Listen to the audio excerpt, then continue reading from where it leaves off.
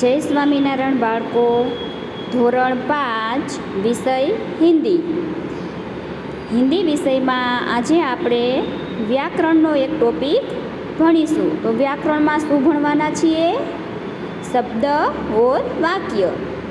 એટલે કે व्याकरण शब्द किसे कहते हैं और वाक्य किसे कहते हैं, ये हम आज जानेंगे. तो देखिए, पहले हम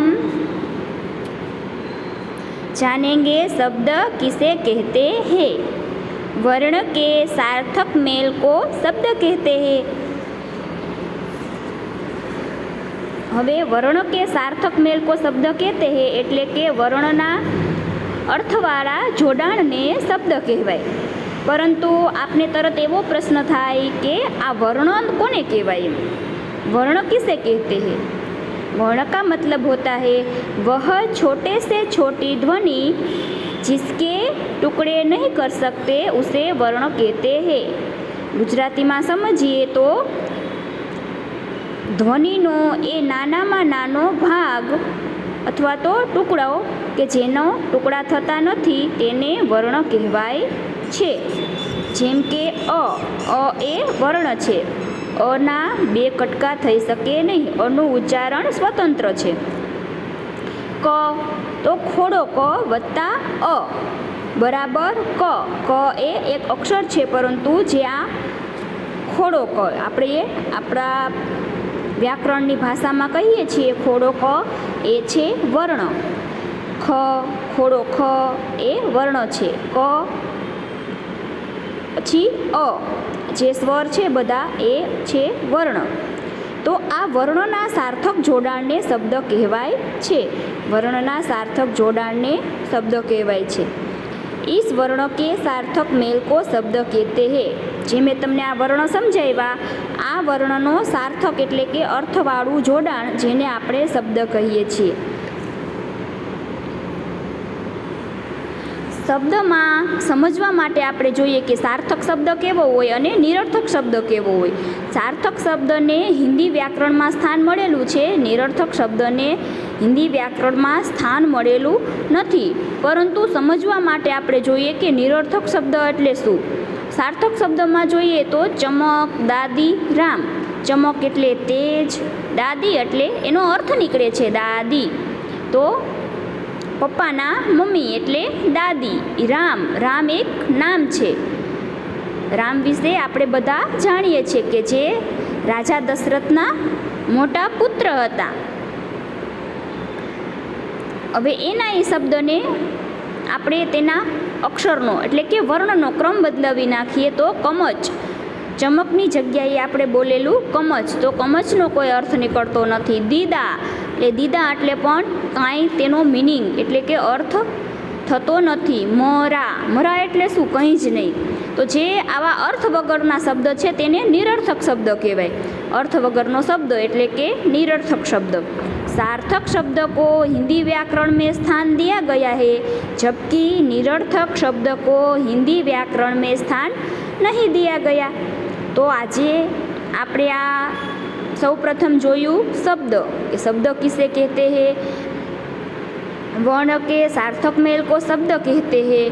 और वर्ण में वह छोटे से छोटी ध्वनि जिसके दो भाग या टुकड़े नहीं किए जा सकते उसे वर्ण कहते हैं.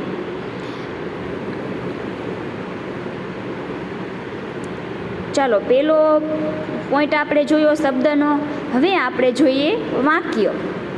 तो वाक्य एटले शुं? जेवी रीते आपणे जोयुं के वर्णना सार्थक जोडाणने शब्द कहेवाय, एवी ज रीते शब्दना सार्थक जोडाणथी वाक्य बने छे के जे विचारने पूरी रीते व्यक्त करे छे. शब्द अर्थने व्यक्त करे छे, ज्यारे वाक्य पूरेपूरा विचारने व्यक्त करे छे. शब्द द्वारा आपणे विचार व्यक्त न करी सकीए, परंतु वाक्य द्वारा आपणे आपणो विचार व्यक्त करी सकीए छीए. सार्थक शब्दों के समूह को वाक्य कहते हैं.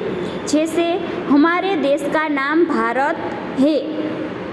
भारत ए शुं छे? एक शब्द है।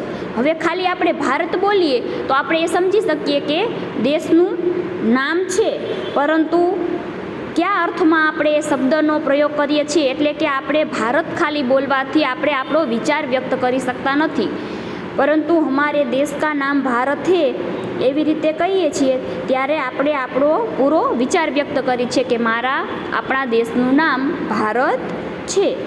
આપ 5વી કક્ષા મેં પડતે હે, તમે 5મા ધોરણમાં ભણો છો. તો આ વાક્ય દ્વારા આપણે આપણો વિચાર વ્યક્ત કરીએ છીએ, એટલે કે શબ્દો કે સમૂહ કો વાક્ય કહેતે હે. તો જે આપણે આ 2 વાક્ય જોયા એમાં જોયું દેશ, નામ, ભારત, આ બધા શું છે? શબ્દ છે. હવે શબ્દને વ્યવસ્થિત ક્રમમાં અને સાર્થક રીતે ગોઠવવાથી શું બને છે? વાક્ય બને છે.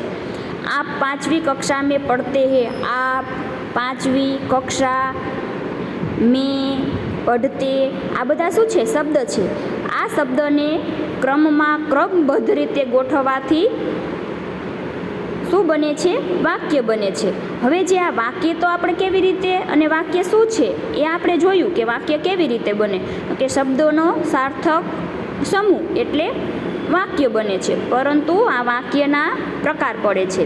રચનાની રીતે વાક્યના 3 પ્રકાર પડે છે: સરળ વાક્ય, સંયુક્ત વાક્ય और મિશ્ર વાક્ય.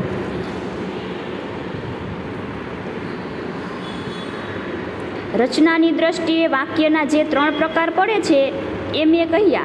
હવે આ 3 પ્રકાર ક્યાં? તો કે સરળ વાક્ય, સંયુક્ત વાક્ય અને મિશ્ર વાક્ય. સરળ વાક્ય કેવું હોય એ આપણે જોઈએ. અશોક મેરા મિત્ર હે, જે એક જ વાક્ય હોય અને એક વાક્ય દ્વારા વિચાર વ્યક્ત થતો હોય તે છે સરળ વાક્ય. બીજું જોઈએ સંયુક્ત વાક્ય. સંયુક્ત વાક્યમાં શું હોય? સંયોજક દ્વારા 2 વાક્ય જોડાયેલા હોય. જે વાક્યમાં આપણે પૂર્ણવિરામ મૂકીએ છીએ વાક્યના અંતે, પૂર્ણવિરામ એક જ હોય, પરંતુ ઓર, યા જેવા સંયોજકોથી વાક્ય જોડાયેલું હોય તેને કહેવાય સંયુક્ત વાક્ય.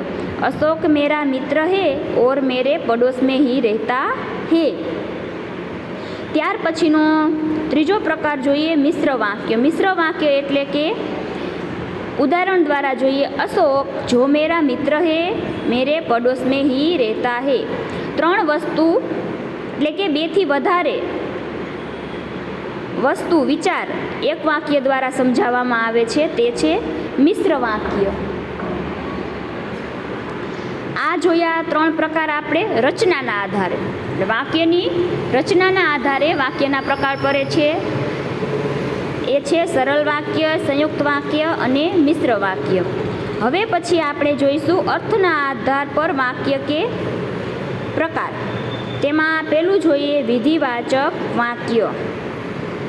विधिवाचक वाक्य એટલે કે जिस वाक्य से किसी बात के होने का बोध होता है उसे विधिवाचक वाक्य कहते हैं.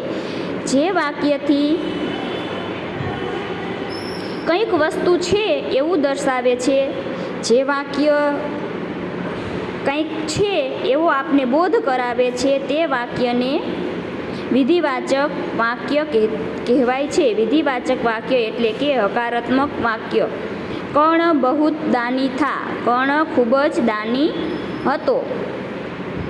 વહ બહુત અચ્છા ગાતા હે, તે ખૂબ જ સરસ ગાય છે. કંઈક છે એવું દર્શાવે છે, એ છે વિધિવાચક વાક્ય.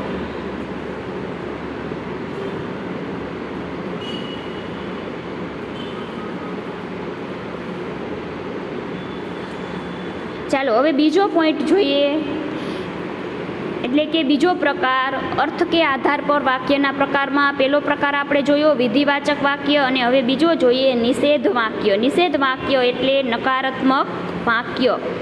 जिस वाक्य में किसी बात के न होने का बोध होता है उसे निषेध वाक्य कहते हैं. જે વાક્યમાં કાંઈક નથી એવો ભાવ પ્રગટ થાય છે એ વાક્યને નિષેધવાચક વાક્ય કહેવાય છે. जैसे उसने हार न मानी, तेणे हार न मानी. अब उनके पास कोई बहाना नहीं था, હવે તેની પાસે કોઈ બહાનું હતું નહીં. કાંઈક નથી એવો જે વિચાર વ્યક્ત કરે છે એ વાક્ય છે નિષેધ વાક્ય. ત્રીજો પ્રકાર જોઈએ પ્રશ્નવાચક વાક્ય. પ્રશ્નવાચક વાક્ય એટલે કે પ્રશ્નાર્થ વાક્ય, જે આપણે આસાનીથી સમજી શકીએ છીએ કે જેમાં પ્રશ્નાર્થ ચિહ્ન મૂકેલું હોય અને પ્રશ્ન પૂછતા હોય એવો ભાવ દર્શાવતું હોય એ વાક્ય છે પ્રશ્નવાચક વાક્ય. जिस वाक्य से प्रश्न पूछे जाने का बोध होता है उसे प्रश्नवाचक वाक्य कहते हैं. जैसे कर्ण किसका पुत्र था, पृथ्वी की धुरी कहाँ है. આ બે પ્રશ્ન પૂછેલા છે કે કર્ણ કોનો પુત્ર હતો અને બીજો છે પૃથ્વી કી ધુરી એટલે કે પૃથ્વીની ધરી ક્યાં છે. પ્રશ્ન પૂછતા હોય એવો ભાવ પ્રગટ કરતું વાક્ય એટલે પ્રશ્નવાચક વાક્ય. ચોથો પોઈન્ટ જોઈએ ઉદ્ગારવાચક વાક્ય, જેનું બીજું નામ છે વિસ્મયવાચક વાક્ય. વિસ્મયવાચક એટલે આશ્ચર્યવાચક વાક્ય, જે આશ્ચર્ય પ્રગટ કરે છે તે છે વિસ્મયવાચક वाक्य. जिन वाक्यों से हर्ष, शोक, घृणा और विस्मय का भाव प्रकट होता है उन्हें उद्गारवाचक वाक्य कहते हैं. કે જે વાક્યથી હર્ષ, શોક, ઘૃણા એટલે ક્રોધ અને વિસ્મય એટલે આશ્ચર્યનો ભાવ પ્રગટ થાય છે તે વાક્યને ઉદ્ગારવાચક વાક્ય કહેવાય છે. જેસે હા તુમ આ ગયે, પેલું આપણે જોઈએ કે હા એટલે હા તુમ આપણા ફ્રેન્ડ આવી જાય ઘરે આવે તો આપણે શું કહીએ, તુમ આવી ગયો એટલે આપને હર્ષ થાય, તો એ વાક્ય છે ઉદ્ગારવાચક વાક્ય. બીજું જોઈએ રામ રામ બેચારા ગરીબ મારા ગયા, શોકની લાગણી પ્રગટ થાય છે, રામ રામ બિચારો ગરીબ મરી ગયો, શોક દર્શાવે છે એ વાક્ય, એટલે એ પણ વાક્ય છે ઉદ્ગારવાચક વાક્ય. આ ત્રીજું ઉદાહરણ જોઈએ વાહ કિતના સુંદર દ્રશ્ય હે, પ્રશંસા કરી છે, દ્રશ્ય જોઈને પ્રશંસા થાય છે, વાહ આપણા મોઢામાંથી વાહ એવું નીકળી જાય, કેટલું સુંદર દ્રશ્ય છે. જો પ્રશંસા દર્શાવે છે તે વાક્ય પણ છે ઉદ્ગારવાચક વાક્ય. અને ચોથું છે ઘૃણા દર્શાવતું એટલે કે ક્રોધ દર્શાવતું વાક્ય, છી તુમ કિતને ગંદે હો, એ વાક્ય પણ છે ઉદ્ગારવાચક વાક્ય, કેમ કે તેમાં ક્રોધનો ભાવ પ્રગટ થાય છે. કોઈક વાક્યથી ક્રોધ, કોઈ વાક્યથી પ્રશંસા, કોઈ વાક્યથી શોક, એટલે કે આ શોક, પ્રશંસા, ઘૃણા દર્શાવતા વાક્ય હોય એ વાક્ય છે ઉદ્ગારવાચક વાક્ય. પાંચમું છે आज्ञावाचक वाक्य. जिस वाक्य से आज्ञा का भाव प्रकट होता हो उसे आज्ञावाचक वाक्य कहते हैं. जैसे तुम यहाँ से चले जाओ, તો એમાં શું આજ્ઞા બતાવે કે તમે અહીંથી જતા રહો એવી આજ્ઞા બતાવતું હોય એવું વાક્ય એટલે આજ્ઞાવાચક વાક્ય. આગે બઢો, કોઈને કહેતા હોય આગે બઢો એટલે આજ્ઞા આપે છે આગળ વધો, તો એ વાક્ય છે આજ્ઞાવાચક વાક્ય. ધ્યાન સે પઢો, ટીચર વિદ્યાર્થીને કહેતા હોય ધ્યાન સે પઢો, તો એ શું દર્શાવે છે, આજ્ઞા કરે છે વિદ્યાર્થીને કે ધ્યાનથી વાંચો. તો આવા આજ્ઞા દર્શાવતા વાક્ય હોય તો એવા વાક્યને આજ્ઞાવાચક વાક્ય કહેવાય. છઠ્ઠો પોઈન્ટ જોઈએ ઈચ્છાવાચક वाक्य.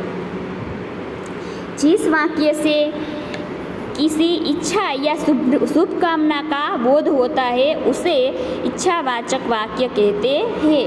કે જે વાક્યથી ઈચ્છા અથવા તો શુભકામના મળતી હોય એવો બોધ પ્રગટ થાય, એવો ભાવ વ્યક્ત થાય તેને ઈચ્છાવાચક વાક્ય કહેવાય છે. જેસે એટલે કે ઉદાહરણ તરીકે પેલું તુમ સદા સુખી રહો, તો આ વાક્યમાં કેવો ભાવ પ્રગટ થાય છે, તો શુભકામનાનો, તુમ સદા ખુશ રહો એટલે શુભકામના આપે છે, તો એવું વાક્ય એટલે ઈચ્છાવાચક વાક્ય. કોઈ કભી ભૂખા ન રહે, કોઈ ક્યારેય ભૂખ્યું ન રહે એવી ઈચ્છા દર્શાવે છે એટલે એ વાક્ય છે ઈચ્છાવાચક વાક્ય. ત્યાર પછીનો આપણે સાતમો પ્રકાર જોઈએ સંદેહવાચક વાક્ય. जिस वाक्य में किसी बात का संदेह એટલે શંકા પ્રગટ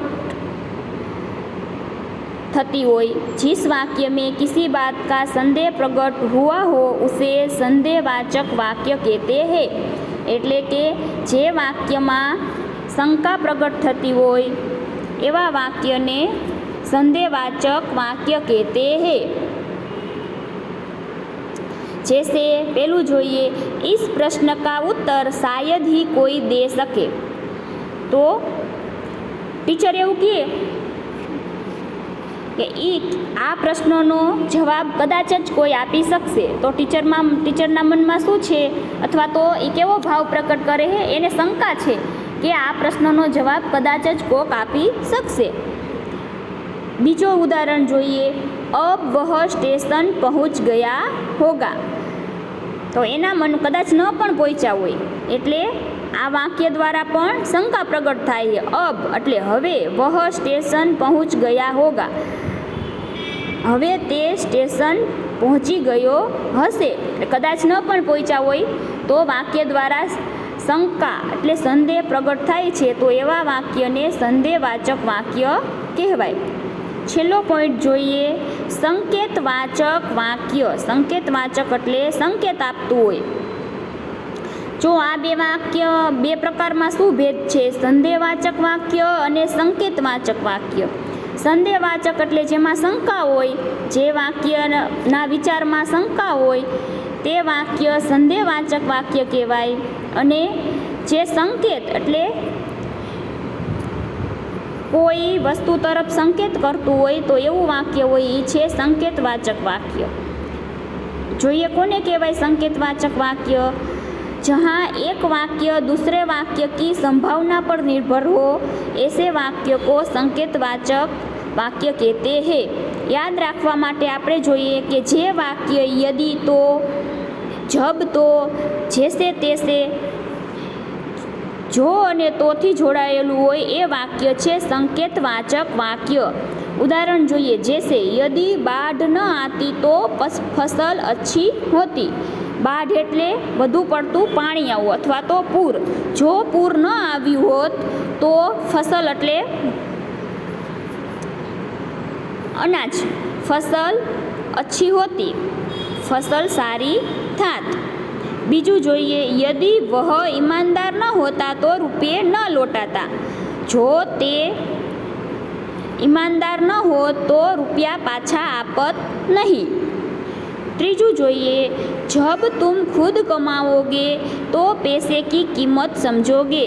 ज्यारे ते खुद कमाशे त्यारे ते पैसानी कीमत समझशे। एटले के संकेतवाचक वाक्य में जो तो थी जोड़ायेलुं वाक्य होय छे, अथवा तो यदि तो, जब तो, आवा शब्दथी जे वाक्य जोड़ायेलुं होय छे ते वाक्य ने संकेतवाचक वाक्य कहेवाय छे। तो विद्यार्थी मित्रों, आजे आपणे शब्द अने वाक्य विषे अभ्यास कर्यो। नमस्कार।